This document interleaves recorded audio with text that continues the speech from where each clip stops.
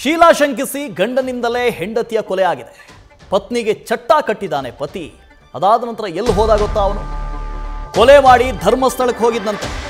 ಸಿದ್ದರಾಮಣ್ಣ ಪಾಪ ಕಳೆದುಕೊಳ್ಳೋದಕ್ಕೆ ಕೊಲೆ ಮಾಡಿದಿನಲ್ಲ, ಅದರ ಪಾಪ ತೊಳಿಬೇಕಲ್ಲ, ಅದಕ್ಕೆ ಅಂತ ಧರ್ಮಸ್ಥಳಕ್ಕೆ ಹೋಗಿದ್ದ.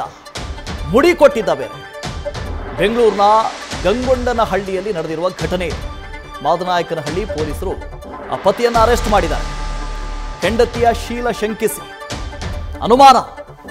ಅನುಮಾನದಿಂದ ಹೆಂಡತಿಯನ್ನ ಕೊಲೆ ಮಾಡಿದ್ದಾನೆ. ಕೊಲೆಯಾದ ಬಳಿಕ ನೇರವಾಗಿ ಅವನು ಹೋಗಿದ್ದು ಧರ್ಮಸ್ಥಳಕ್ಕೆ.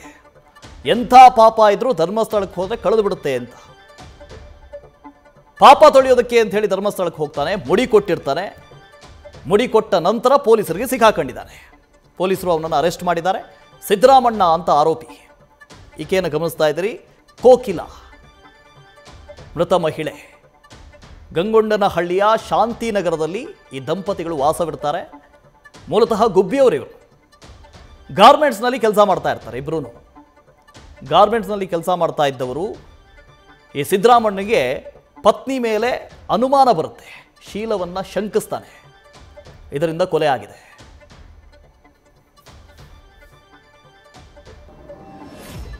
December 2024 ಮಾದನಾಯಕನ ಪೊಲೀಸ್ ಸ್ಟೇಷನ್ ಹತ್ತಿರಲ್ಲಿರುವಂತಹ ಒಂದು ಲೇಔಟ್ ಅಲ್ಲಿ ಮನೆಯಲ್ಲಿ ಒಬ್ಬ ಗಾರ್ಮೆಂಟ್ ವರ್ಕರ್ ಲೇಡಿ ಅವರು ಮತ್ತೆ ಅವರ ಹಸ್ಬೆಂಡ್ ಜೊತೆಗಿದ್ದು ಒಂದು ಇರ್ತಾರೆ. ಅಲ್ಲಿ ಅವರ ಈ ಲೇಡಿ ಪೇರೆಂಟ್ಸು ಕೂಡ ಅಕ್ಕಪಕ್ಕ ಮನೆಯಲ್ಲೇ ಇರ್ತಾರೆ. ಅವರು ಅಂದ್ರೆ ಒಂದು 500 meters ಡಿಸ್ಟೆನ್ಸ್ ಅಲ್ಲಿ.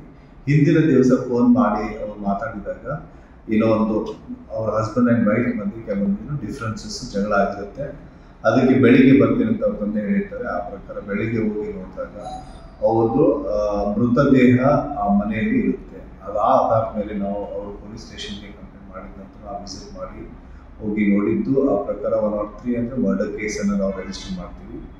ಮಾಡಿ ಇದರಲ್ಲಿ ಏನು ಶಂಕಿತ ವ್ಯಕ್ತಿ ಇದ್ದಾನೆ ಅಂದರೆ ಅವರ ಹಸ್ಬೆಂಡ್, ಅವರಿಗೆ ನಾವು ಹಿಡಿಯೋಕ್ಕೆ ಒಂದು ತಂಡವನ್ನು ನೇಮಿಸ್ತೀವಿ. ಯಾಕೆಂದರೆ ಭಾಳ ಅವನು ಇದರಿಂದ ಮರ್ಡರ್ ಮಾಡಿಬಿಟ್ಟು ಅವನು ಹೊರಗಡೆ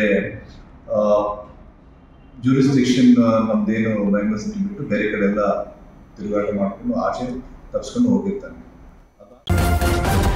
ನ್ಯೂಸ್ ಫಸ್ಟ್ ನಿರ್ಭೀತಿಯಿಂದ ನಿಮ್ಮ ಪರವಾಗಿ.